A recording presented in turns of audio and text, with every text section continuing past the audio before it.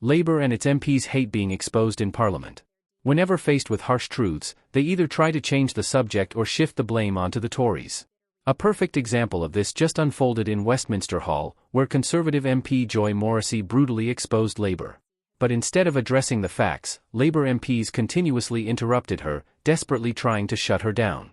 Watch this explosive moment unfold, you won't believe their reaction. On the issue of the cost of energy, may I just say that it does affect every aspect of our economy, and few things are more important for our economic success than the cost of energy. It affects our global competitiveness of our industries and therefore the number of jobs that it affects our constituents throughout based on their energy bills.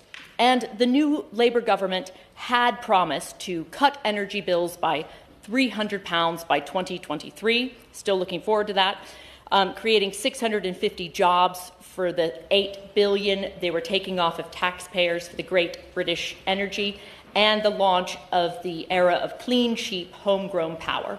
But after more than 6 months in government, it seems clear that they will make energy more expensive, with bills going up, not down, and the risk of shutting down swathes of British industry with jobs lost to more polluting countries. In short, their energy plans will result in lower growth, fewer jobs, higher energy bills, and more carbon in the atmosphere.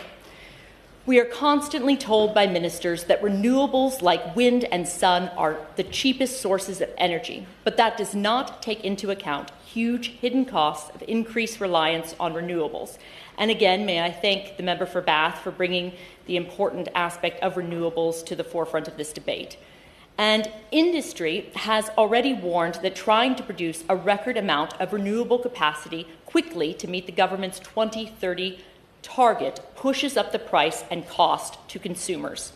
The cost also depends on generating capacity you need to have in the background to kick in to keep the lights on when the wind doesn't blow and the sun doesn't shine. I will give way. I'm grateful to the honourable member for giving way in what I can only describe as a kind of anti-renewables, anti-action on climate change speech from what I'm hearing. I just wanted to confirm something. The honourable member mentioned that electricity prices were some of the highest in Europe, that their party was in fact in government for the last 14 years when this government inherited those. And could you just repeat on the record that you think it's the Conservative Party's position that all levies that support renewables on bills should be scrapped? Thank you. As honourable members, as opposed to you. Thank you, Chair. I welcome the honourable member's contribution, and it is wonderful to hear his commitment to the climate change emergency and to hear his contributions earlier. And I think, for me personally, I feel that we need to move forward as a country in making sure that our energy costs remain low. We did not commit to the £300 of reduction in energy prices, nor did we commit to scrapping the £300 or the winter fuel payment for pensioners. So we went into the election, we didn't make those promises, and I'm simply holding the government to account right now in this debate. And we are constantly told, well, why not? I thank the honourable member. Just to repeat my question, we're not talking about what was committed in the manifestos.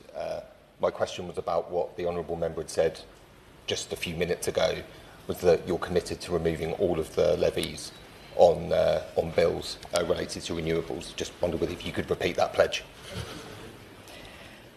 And the honourable member makes a wonderful point. And personally, I feel very strongly about this. But in the joys of opposition, that is the glory of opposition, in that I can hold the government to account, but I can also have a backbench business debate or an adjournment debate of my choosing with my own passion projects. And not to digress, Chair, but if you look at the water bill, you'll see my passion projects put into flourish right in front of you. So I think I don't want to detract from this wonderful debate, but with with what I'm saying is I think we can find a cross-party solution for many of these things, and we want to be positive about the UK and its future.